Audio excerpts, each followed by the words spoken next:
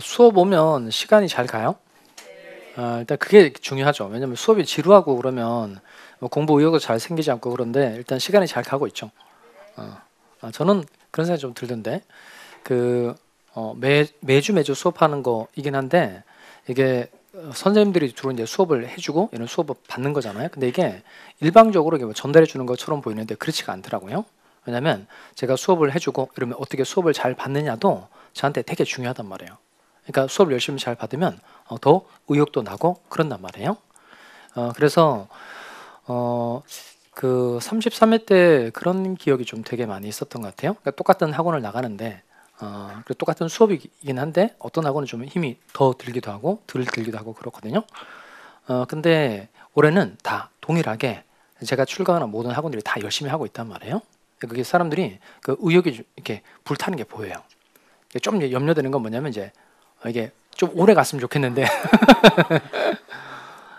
제가 최대한 그래서 인스타도 하고 밴드도 하고 그런 거거든요. 그렇게 자꾸 이제 끌어가려고 제가 애를 많이 쓸 테니까 그러면 좀 지치더라도 잘 따라오시기 바랍니다. 아시죠?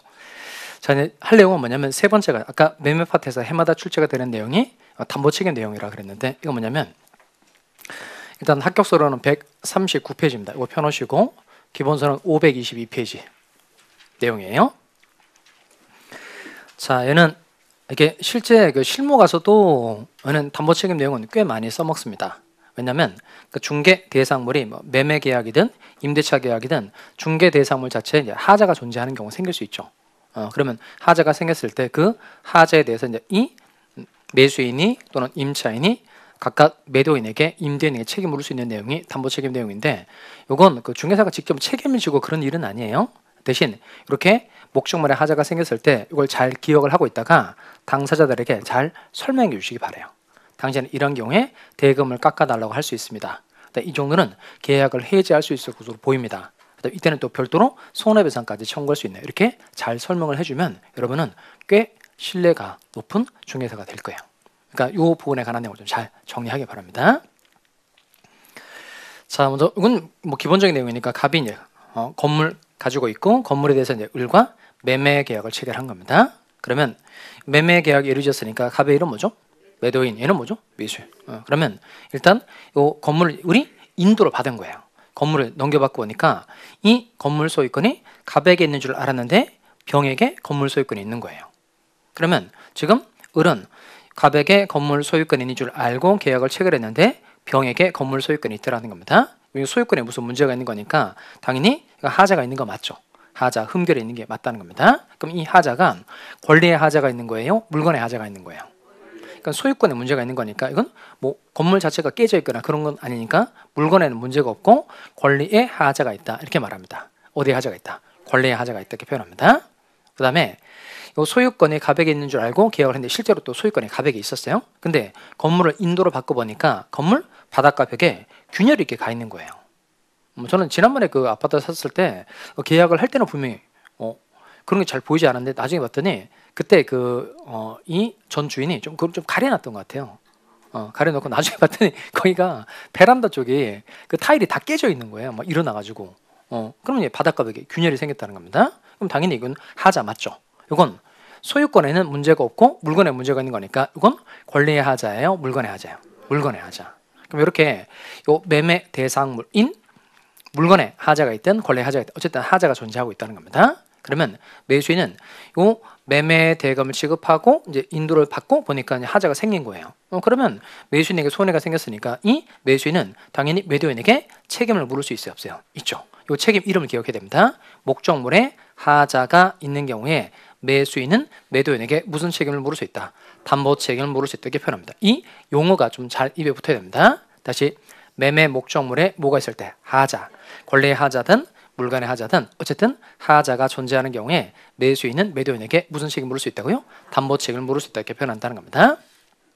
그럼 여기서 담보 책임 물을 수 있는 건 맞는데 이 매수인은 담보 책임 묻는다는 건 어떤 청구를 한다는 뜻일까요?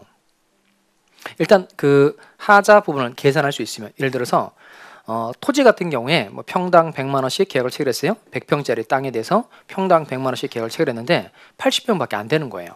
그럼 20평 계산할 수 있죠. 그럼 20평만큼 돈을 깎아달라고 할 수 있겠네요. 이게 뭘까요? 대금 감액 청구권, 대금 감액 청구권. 그다음에 하자가 생겨서 도저히 이 집을 쓸 수 없는 지경인 거예요. 그러니까 이때는 계약 전부로 뭐 할 수 있을까요? 해제. 아까 타일 같은 거 깨졌다 그랬죠. 그러니까 이걸 수리하려면 이제 수리비 같은 거 들 거 아니겠어요? 그럼 이게 이제 매수인에게 생긴 손해니까 손해배상 청구할 수 있다 없다 있다는 겁니다. 여기까지 이해되죠? 자, 그러면 매매 목적물에 하자가 생겼을 때 매수인은 매도인에게 무슨 책임을 물을 수 있다.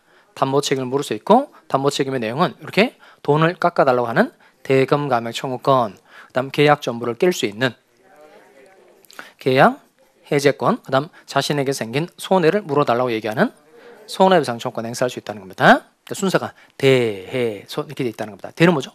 대금 감액 청구권, 해, 계약 해제권, 손해배상 청구권. 자, 그러면 중요한 건 뭐냐면 이렇게 매매 목적물에 하자가 존재하는 경우에 이건 담보 책임을 물을 수 있도록 해주고 있는 건 매도인을 보호하기 위해서인 거예요? 매수인을 보호하기 위해서인 거예요? 매수인. 그러니까 매매 계약이 유상 계약이라고 그랬죠? 그러니까 매매 계약의 유상성에 비춰봤을 때 이 매수인을 보호를 해주기 위해서 만든 제도가 이게 담보 책임이라는 겁니다. 그래서 이 담보 책임의 성질인데요. 담보 책임은 일단 법정 무과실 책임이라고 표현합니다. 법정 무과실 책임. 법정 책임이라는 건 뭐냐면 법에서 매수인을 특별히 보호를 해주기 위해서 만든 책임이라는 겁니다. 즉 법률 규정에 의해서 인정되는 책임이다 이렇게 이해하시면 되겠습니다. 이게 무슨 책임이라고요? 법정 책임. 그 다음에 무과실 책임이라고 되어 있죠. 무과실. 무과실 책임은 과실이 없어도 책임진다는 겁니다. 그러면 누가 어디에 과실이 없어도 책임진다는 뜻일까요? 누가? 매도인이 어디에?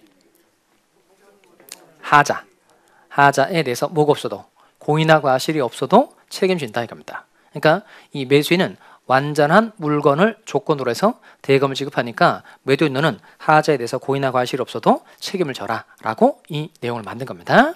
그래서 천천히 다시 읽어보겠어요. 매도인의 담보 책임은 무슨 책임이라고요? 법정 무과실 책임. 그러니까 법률 규정에 의해서 인정되는 책임이고 매도인은 목적물의 하자에 대해서 고의나 과실이 없더라도 책임을 진다 이겁니다. 대신 이 담보 책임은 이제 중요는 해요. 근데 시험에서 조금 기억해야 될 건 이 담보 책임에 관한 규정이 강행 규정일까요? 임의 규정일까요? 이거 임의 규정이에요. 얘도 임의 규정입니다. 계약법의 규정은 대부분 임의 규정입니다. 그러니까 이게 그 공부를 해보다 보면 담보 책임이 중요하잖아요.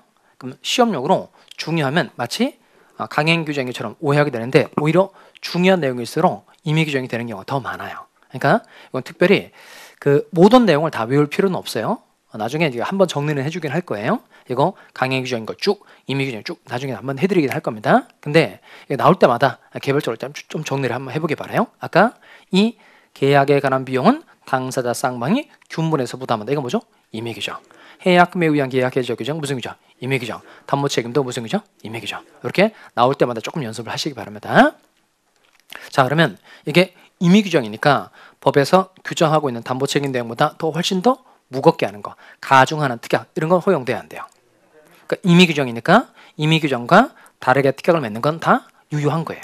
그러니까 법에서 인정하고 있는 책임의 내용보다 무겁게 특약을 맺는 것도 다 유효이다, 무효이다, 유효.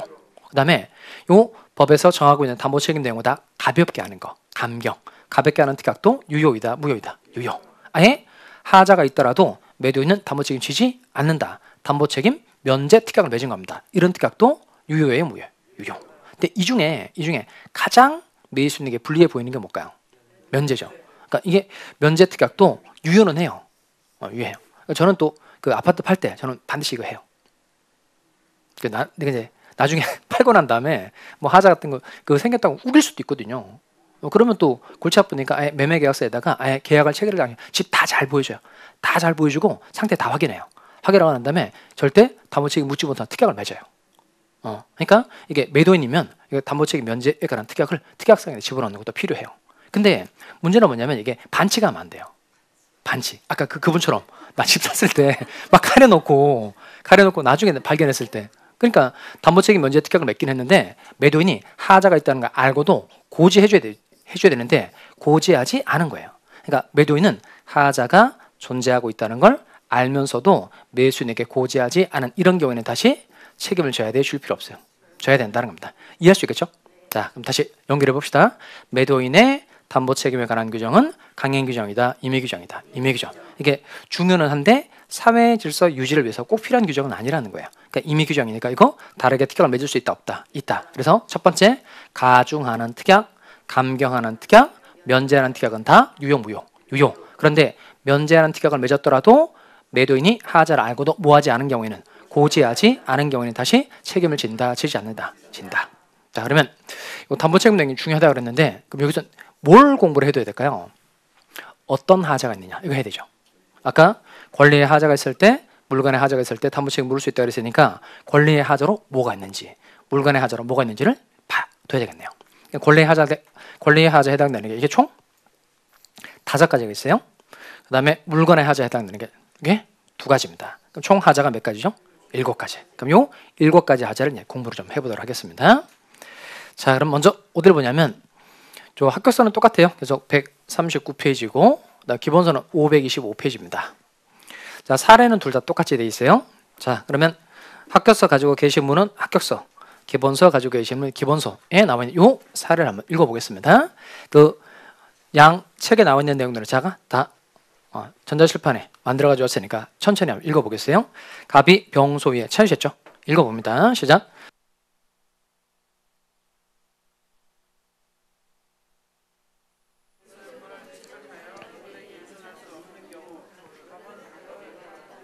자, 먼저 갑이 건물에 대해서 을과 계약을 체결한 건 맞죠? 그런데 누구 소유라고 되죠? 병소유, 병소유. 그러면 내용은 요거예요. 갑이 건물에 대해서 을과 매매 계약을 체결했다는 겁니다. 그런데 알고 봤더니 건물 소유권이 누구한테 있다는 거죠? 병소유. 그러면 아까 봤듯이 이렇게 타인 소유 물건도 매매 계약의 목적물이 될 수 있어요, 없어요? 있죠. 따라서 이 매매 계약은 이건 유효하다, 무효이다, 유효. 그러면 이 계약 자체는 유효한 거 맞고, 그 다음에 갑은 병으로부터 건물 소유권을 취득을 해서 을한테 소유권을 이전해 줄 의무가 있어요, 없어요? 있죠. 그러면 소유권을 취득을 해서 이전해 줘야 되는데, 이 갑이라는 사람이 소유권 취득을 못한 거예요. 그러면 을은 갑에게 책임 물을 수 있죠. 그럼 이때 어떠한 책임을 물을 수 있는가? 무슨 책임을 물을 수 있다는 거예요? 내자. 일단 이게 생각이 나야 돼요. 이건 하자가 존재하고 있으니까 매수인은 무슨 책임을 물을 수 있다? 담보 책임을 물을 수 있다. 이게 먼저 떠올라 줘야 됩니다. 그러면 지금 소유권에 무슨 문제가 있는 거죠? 그러니까 권리의 하자가 있다는 겁니다. 이거는 하자가 있으니까 매수인은 매도인에게 무슨 책임을 물을 수 있다? 담보 책임. 그리고 이 담보 책임의 하자 이름을 좀 기억하면 돼요. 그 담보 책임의 하자 이름은 소유권 전부가 다 병에게 속하는 경우니까 이렇게 하면 되겠네요. 자, 읽어봅시다. 이건 뭐죠? 전부 타인의 권리. 전부 타인의 권리. 소유권 전부가 타인에게 속하는 경우라는 겁니다. 이게 전부 타인의 권리고요. 자, 그 다음 두 번째 합시다. 두 번째 사례 또 천천히 읽어보실까요?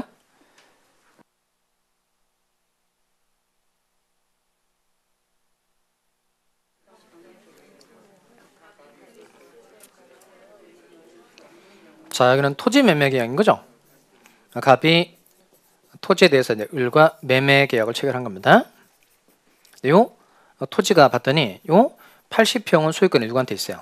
갑에게 소유권이 있고 20평은 소유권이 병한테 있다, 이런 경우입니다. 그럼 이건 권리의 일부가 타인에게 속하는 경우예요. 그럼 이 토지 매매 계약은 유효일까요, 무효일까요?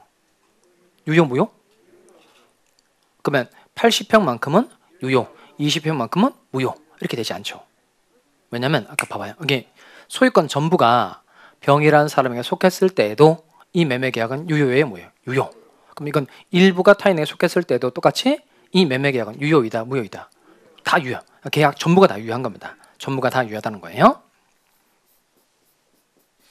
자, 그 다음에 그러면 지금 20평만큼 병한테 소유권이 있으니까 갑은 20평 부분에 관한 소유권을 병으로부터 취득을 해서 을한테 넘겨줄 의무가 있어요, 없어요? 있죠.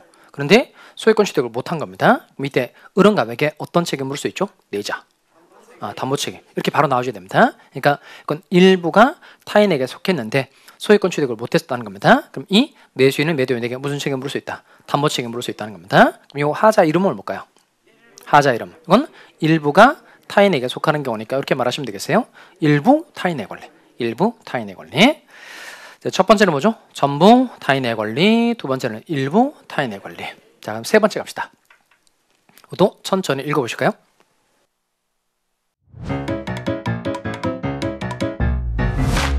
에듀윌 유료 회원만의 라이브 클래스. 두 번째 시간 보겠습니다. 이제는 이제 머리 앞에 제대로 갑니다. 자, 정신 차리시고 이번에 합격진도 나갑시다. 누구세요? 전 애들 교수인데요.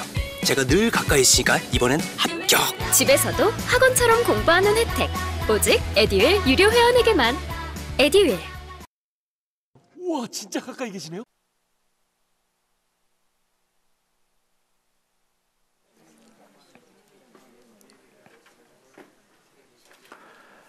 자, 여기는 그 뭐라고 되죠? 평당 100만 원씩 이렇게 되죠. 지금 100평짜리 땅인 줄 알고 평당 100만 원씩 계약을 체결했다는 겁니다. 이게 평당 100만 원씩 계약을 체결했다. 이게 뭐냐면 목적물이 일정 수량을 가지고 있다는 데 주안점을 두고 그에 따라 가격을 책정하였다. 이런 뜻인 겁니다. 이건 표현할 때 이렇게 말하시면 되겠어요.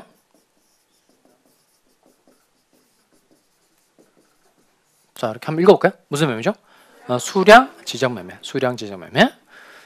글씨도 많이 좋아졌죠. 이제 전자실판 쓰는 글씨 옛날에 좀 이렇게 좀 삐딱삐딱하다가 지금 좀 잘 써지고 있어요. 요즘 이런 것도 많이 연습한단 말이에요. 밥 먹을 때 젓가락 가지고 이렇게 연습 많이 하죠. 이렇게. 저는 요즘에 그 어떤 생각이 좀 드냐면 내가 약간 좀 표현이 좀 그런데 약간 좀 미쳤구나 그런 생각이 든단 말이에요. 제가 눈 뜨자마자 인스타를 바로 보거든요. 그럼 밤새 이제 왔던 거 다 달아줘요. 아침에 다 달아주거든요. 오늘도 제가 다 달아주고 왔죠. 그리고 그 DM 들어오는 거 있죠. DM 들어오는 것 중에 그 제발 좀 사진 좀 보내지 마세요. 사진 좀 보내지 말고. 그다음에 그 뭐냐면 하여튼 그 얘기는 또 이분이 또 들으면 또 상처 받으실라나? 하여튼 이분은 자기 스케줄을 다 저한테 얘기해 주세요. 지금 뭐 하고 있고. 그래서 내가 지금 계속 해주고는 있어요. 뭐 파이팅, 뭐 열심히 이렇게 해주고는 있는데, 그다음에 뭐 민법만 얘기하는 거 아니고, 뭐 오늘도 개론도 하고 있고, 뭐 공법도 하고 있고, 본인 스케줄 다 얘기해 주시는데, 뭐 그렇게까지는 아니에요. 그렇게까지 하시면 안 되고, 그 힘든 거 얘기할 수는 있죠. 힘든 거 얘기할 수 있고, 뭐 제가 좀 잘 다독거려 드리긴 하도록 하겠어요. 근데 어쨌든 이제 아침에 일어나서 바로 그렇게 한단 말이에요. 근데 이게 전에 없었던 제 버릇이에요. 그러니까 하면 이제 그 결혼쌤은 저한테 심 교수 그 정도면 중독이야 이렇게 얘기하던데 중독 아니에요. 제가 그 글을 통해서 뭘 얻어가려고 하는 게 있어야 내가 중독이죠. 없다니까. 아무것도 없어요. 아무것도 없어요. 그냥 사람들에게 잘해주고 싶은 마음뿐인 거예요. 그러면 그 쓰는 시간 나오잖아요. 늘었더라고요. 처음에 2시간이었었거든요. 지금 6시간이더라고요. 그 수업 만들다가 또 리스트도 제가 많이 만들죠. 많이 만들어서 사람들에게 뭘 주고 싶은 거예요. 자꾸 그런 마음으로 하는 거거든요. 그리고 뭐 제가 거기다 뭔 이득을 얻겠어요. 제가 나한테 뭘 사달라고 제가 뭐 부탁을 하길 해요. 아무것도 안 하죠. 그냥 그렇게 사람들이 잘 됐으면 하는 마음에서 하는 거예요. 오해하지 않기 바라요. 답 다 달아드리는 거 여러분한테 뭘 얻어가려고 하는 게 아니에요. 물론 뭘 주면 좋기는 하겠죠. 그런 마음으로 하는 게 아니에요. 밴드도 마찬가지예요. 내가 할 수 있을지 없을지 잘 모르겠어요. 근데 하려고 마음 먹은 건 잘해주고 싶은 거예요.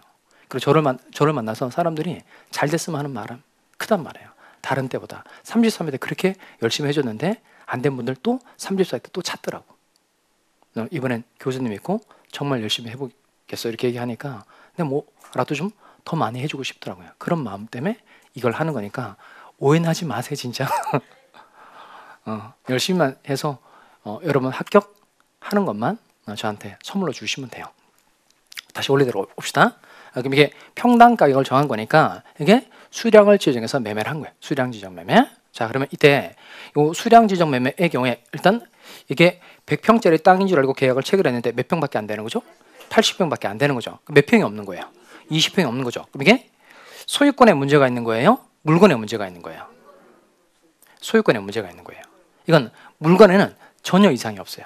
이게 100평짜리 땅인 줄 잘못 알고 계약을 한 거예요. 그럼 이 땅은 원래도 계약을 할 때도 몇 평이었죠? 80평이에요. 80평. 지금도 몇 평이죠? 80평이에요. 그러니까 얘는 물건에는 전혀 문제가 없고 20평만큼 소유권이 없는 경우예요. 20평만큼 소유권이 없는 경우라는 겁니다. 이건 권리의 하자이다, 물건의 하자이다. 권리의 하자. 이게 하자 이름이 이거예요. 수량을 지정해서 매매를 했는데 수량이 부족하다는 겁니다. 이건 부족한 부분에 관해서 소유권이 없다는 뜻이에요. 소유권이 없다는 거니까 이건 권리의 하자이다, 물건의 하자이다. 권리하자. 자, 다시 읽어보겠어요. 자, 그럼 여기 100평인 줄 알고 평당 100만 원씩 계약을 체결했다는 겁니다. 이렇게 목적물이 일정 수량을 가지고 있다는 데 주안점을 두고 가격을 책정했는데 실제 측량을 해봤더니 80평밖에 되지 않았다는 겁니다. 이건 20평만큼 뭐가 없는 경우라고요? 소유권. 소유권이 없는 경우니까 권리의 하자이다. 물건의 하자이다. 권리의 하자. 이때 을은 갑에게 내자. 무슨 책임을 물을 수 있다고요? 담보책임. 이 담보책임 하자 이름이 뭐죠? 수량 부조. 자, 그다음 또 갑시다. 이거 창고가 딸린 건물을 판 경우인데요. 읽어봅시다.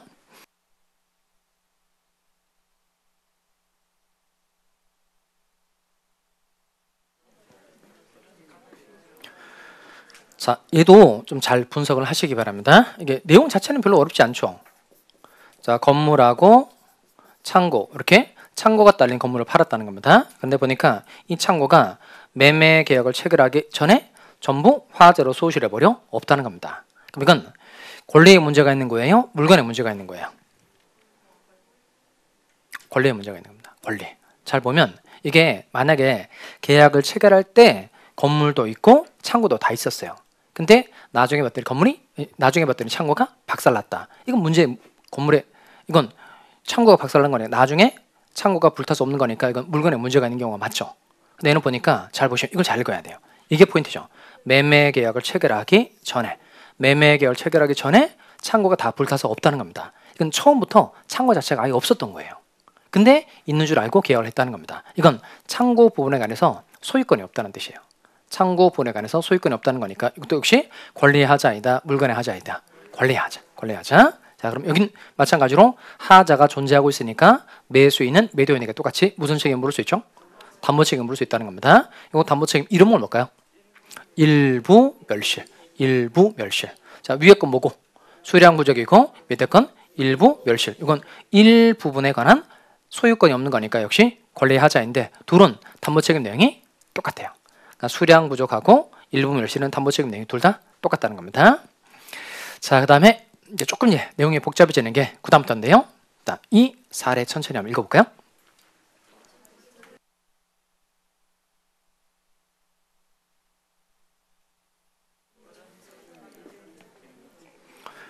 자, 딱 보니까 뭐 어려운 사례는 아니죠. 그러니까 이미 전세권자가 먼저 쓰고 있으니까 매수인이 이걸 샀음에도 불구하고 쓰지 못하게 됐다는 겁니다. 자, 그러면 이 사례에서 가장 중요한 단어는 뭘까요? 아, 그렇죠. 이미. 좋았어요. 이미 전세권자가 먼저 전세권 설정마다 쓰고 있다는 겁니다. 그러면 전세권자 병의 입장에서 볼까요? 그럼 얘는 갑의 건물에 대해서 전세권 설정마다 쓰고 있다가 소유권이 누구로 바뀐 거예요? 을로 바뀐 거죠. 그러면 전세권자는 지금 소유자가 을로 바뀐 겁니다. 그럼 이때 병의 전세권이 빨라요? 을의 소유권이 빨라요? 병의 전세권이 빠르죠. 그럼 전세권자가 먼저 자기 전세권을 을에게 주장할 수 있어요? 없어요? 있죠. 그러면 이 경우에 매수인은 소유권 취득은 했어요? 못했어요? 했죠. 샀잖아요. 그러니까 소유권 취득을 했는데 병이라는 사람 내보낼 수가 없는 거죠. 내보낼 수 없는 거니까 이건 지금 매수인이 소유권 취득을 했는데 먼저 사용 수익할 권리를 가지고 있는 사람을 내보낼 수 없으니까 소유권에 제한이 생겼다는 겁니다. 이건 이렇게 표현합니다. 이 사용 수익권을 가지고 있는 권리에 의해서 제한을 받고 있다. 그래서 이건 용익권에 의한 제한이라고 말합니다. 무슨 제한이라고 한다고요? 용익권에 의한 제한. 그러면 그림은 좀 보도록 하겠어요. 자, 갑이 건물 가지고 있고 그다음에 병이라는 사람이 전세권을 설정받은 겁니다. 그럼 일단 전세권이 성립하려면 전세금적으로 돈을 줘야 돼요. 그래서 병이라는 사람이 갑에게 전세금적으로 5천만 원 이렇게 준 겁니다. 그리고 갑하고 을이 전세권 설정 계약을 맺고 이제 등기를 한 겁니다. 그러니까 병이 전세권을 취득을 했어요. 자, 이게 1번. 병이라는 사람이 먼저 전세권 설정마다 쓰고 있다는 겁니다. 이 상태에서 갑이 건물에 대해서 을과 매매 계약을 체결한 겁니다. 그럼 계약을 체결했으니까 이름 생기죠. 그럼 갑의 이름, 을의 이름 뭘까요? 갑은 매도인, 을의 이름은 매수인. 그러면 매매 계약을 하고 이제 을 앞으로 소유권 이전 등기가 된 거예요. 자, 그러면 또 잘 따져봅시다. 한 번 더. 병의 지금 전세권도 물권, 을의 소유권도 물권인 겁니다. 그럼 지금 요 물권 상호간의 우열관계는 순위 원칙이라고 해서요. 먼저 성립한 물건이 후에 성립한 물건에 우선합니다. 다시 먼저 성립한 물건이 후에 성립한 물건에 우선한다는 거예요. 그러면 병의 전세권이 빨라요? 을의 소유권이 빨라요?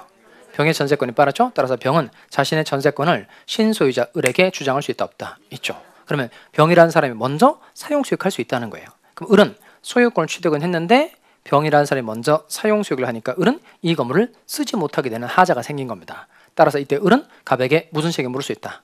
담보 책임을 물을 수 있다는 겁니다. 이 담보 책임 하자 이름이 뭐라고요? 용익권에 의한 제. 그러니까 지상권, 전세권, 대항력 있는 임차권이 먼저 존재함으로 인해서 매수인이 이 물건 쓰지 못하게 되는 경우를 용익권에 의한 제한이라고 말합니다. 지상권, 전세권, 대항력 있는 임차권이 존재함으로 인해서 매수인이 이 물건을 쓰지 못하게 되는 하자를 이렇게 표현한다는 겁니다. 무슨 제한이라고 한다고요? 용익권에 의한 제한. 자, 그다음 또 해보겠어요. 얘가 가장 중요하고 복잡한 사례인데요. 얘는 사례 2번 읽어보세요. 2번 천천히 읽어봅니다.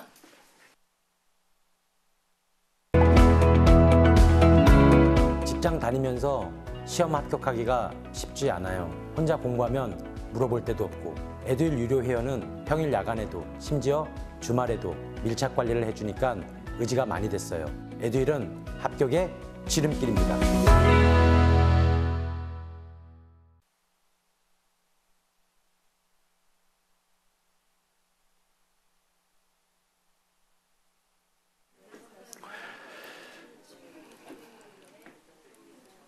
자, 이건 제가 직접 한번 해보겠어요. 갑은 자신의 토지를 담보로 병으로부터 얼마를 차용한 거죠? 1,000만 원을 차용하고 병에게 저당권을 설정하여 주었다. 그 땅 담보로 은행으로부터 대출받고 그다음 병 은행 앞으로 저당권 설정해 준 거예요. 자, 그 후 갑은 을에게 자신의 토지를 매각하였으나 땅 팔았다는 겁니다. 근데 보니까 저당권이 붙어 있는 상태로 팔았다는 거예요. 자, 근데 보니까 갑의 채무 불이행으로 인해 이렇게 되죠. 누구의 채무 불이행요? 갑의 채무 불이행으로 인해 이렇게 돼 있다는 거예요. 그다음 병이 저당권을 뭐 했다는 거죠? 실행이라는 단어가 키워드예요.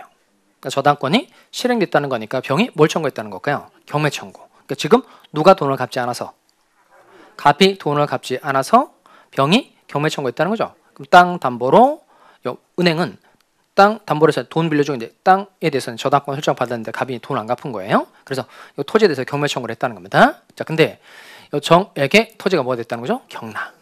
그러면 경락에는 언제 소유권 취득할까요? 경락되고 만남.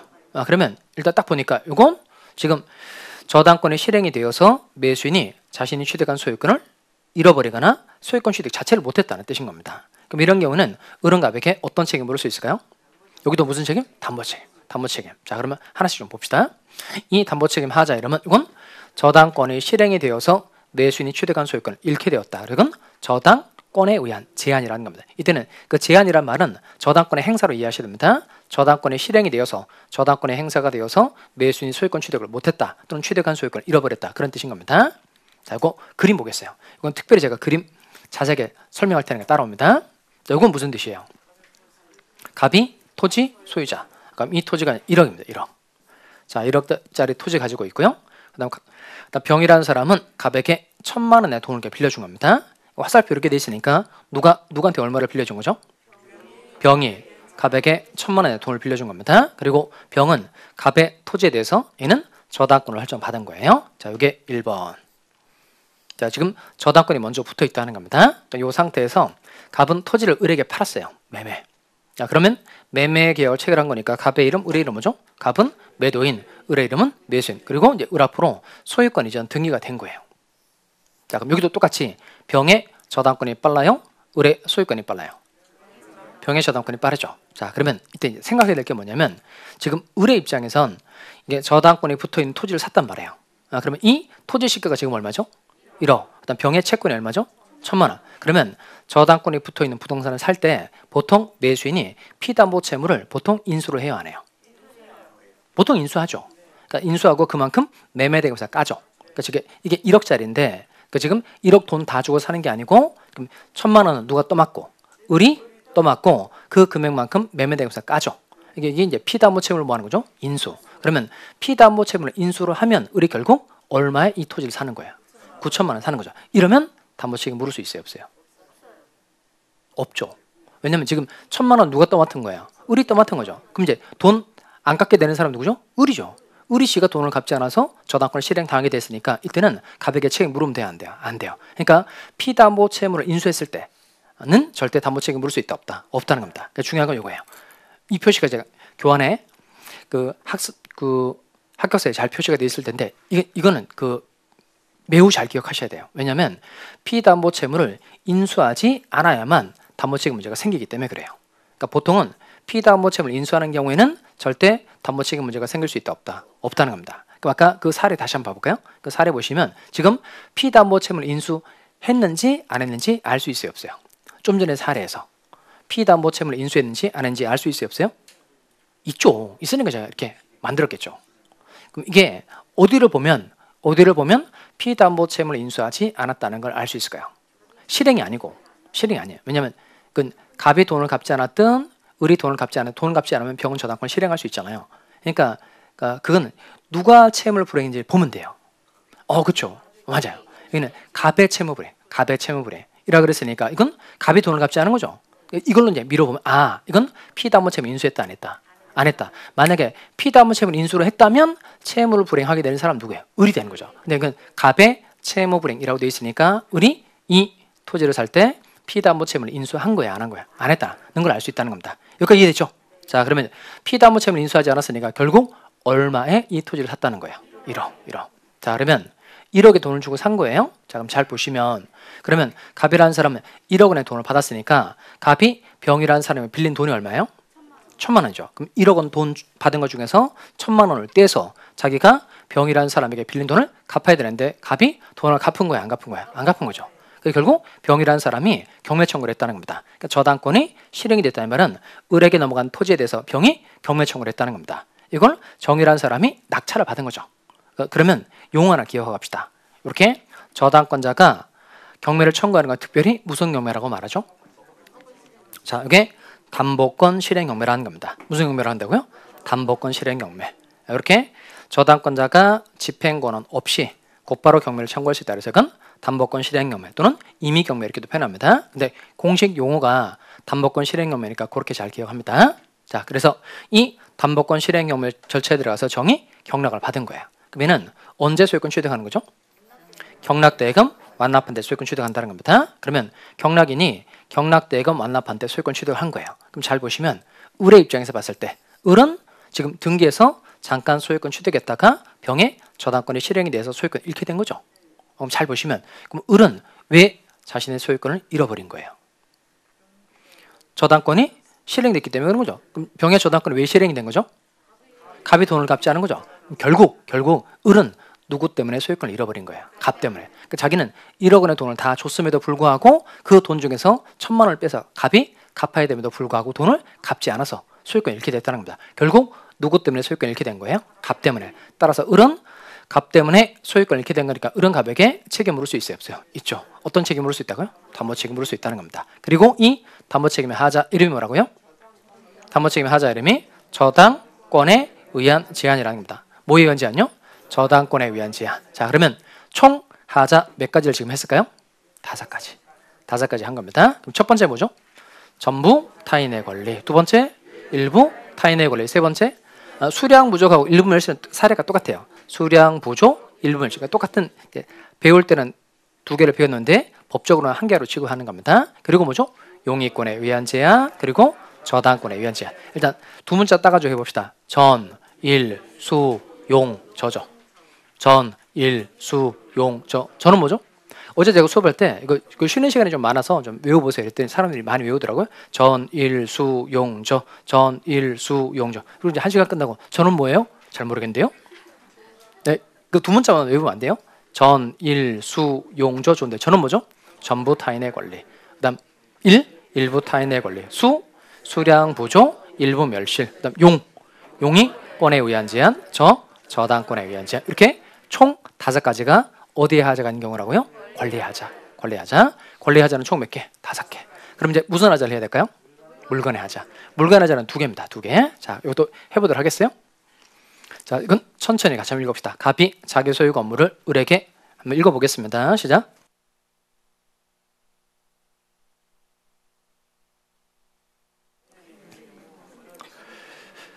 자, 여기는 용어 하나를 좀 기억하셔야 되는데요. 이 사례에서 이제 중요한 부분은 어딜까요? 균열이 있다는 건 뭐 중요는 한데 균열이 있다 그랬으니까 얘는 권리의 하자인가요? 물건의 하자인가요? 물건의 하자 맞죠? 물건의 하자. 근데 이건 중요한 게 뭐냐면 여기 키워드가 자기 소유 건물이에요. 자기 소유 건물. 이게 포인트예요. 그러니까 갑이 자기가 소유하고 있던 건물을 딱 찍어서 우리에게 팔았다는 겁니다. 이걸 특정물 매매라 그래요. 무슨 매매라 한다고요? 특정물 매매. 특정물 매매. 이 특정물 매매하고 비교되는 개념이 종류물 매매라는 겁니다. 또는 불특정물 매매라고 그래요. 그러니까 특정물이라는 건 특정의 뜻이 뭘까요? 특정.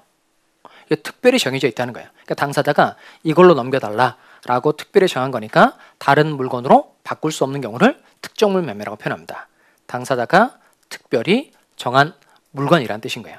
다른 물건으로 바꿀 수 없는 걸 특정물 매매 이렇게 표현합니다. 그럼 여기는 소유권에는 무슨 문제가 있는 게 아니죠.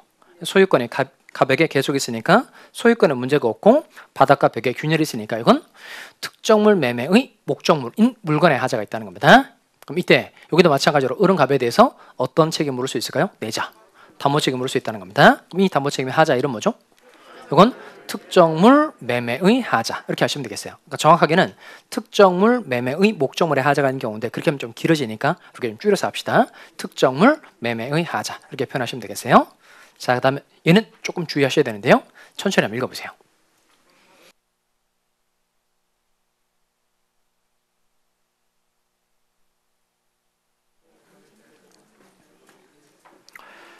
자, 그러면 이제 다시 실판에 와서 일단 이게 키워드가 중요한 키워드가 있는데 뭘까요? 엔진. 자동차는 엔진이 중요한 거 맞죠? 근데 여기는 그 키워드가 아니에요. 뭐가 중요하다랄까요? 좋았어요. 주문. 주문이 뭘 말해주는 거예요? 주문. 주문. 일단 그러면 이게 매도인이 갑이에요, 을이에요? 매도인이. 뭘 또 을이에요? 아니, 손가락질 하지 마시고. 이렇게 삿대질하고 그러세요. 그러면 이게 매도인은 갑이죠. 그러니까 이 갑이 현대자동차 영업소라 칩시다. 여기 똑같은 그랜저 승용차 뭐 많죠? 네, 우리 이제 이 그랜저 승용차 한 대 갖다 달라고 주문을 한 겁니다. 여기가 뭐냐면 이렇게 똑같은 성질을 가지고 있는 여러 개의 물건 중에서 일정 수량을 골라서 넘겨주는 걸 종류물 매매라고 표현합니다. 다시 똑같은 성질을 가지고 있는 여러 개의 물건 중에서 일정 수량을 골라서 넘겨주는 걸 이걸 무슨 매매라고 한다? 종류물 매매 또는 불특정물 매매 이렇게 표현합니다. 그러면 이게 특정물 매매하고 종류물 매매의 차이점은 뭘까요? 다른 걸로 바꿀 수 있느냐 없냐 이게 차이점이에요. 그러니까 특정물 매매는 딱 정해진 거죠. 딱 정해진 거니까 얘는 절대 다른 걸로 바꿀 수 있다 없다. 없다. 이게 특정물 매매. 근데 종류물 매매는 똑같은 성질을 가지고 있는 여러 개의 물건이라고 그랬으니까 다른 물건으로 바꿀 수 있다 없다. 있다. 이게 둘의 결정적인 차이점이 되는 겁니다.